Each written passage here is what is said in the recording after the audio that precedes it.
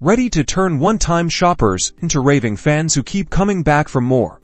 Let's dive into how to create a killer loyalty program on your Shopify store.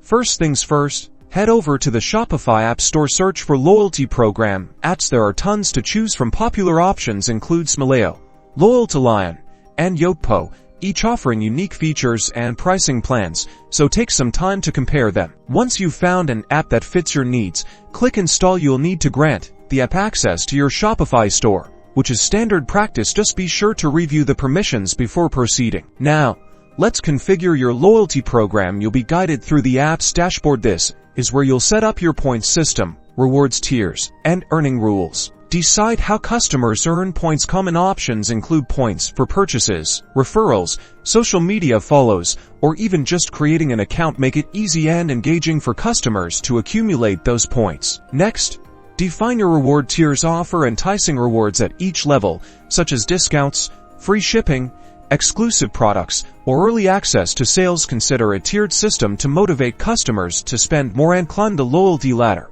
Branding is key. Customize the look and feel of your loyalty program to seamlessly integrate with your existing store design. Most apps allow you to adjust colors, fonts, and imagery. Finally, promote your loyalty program.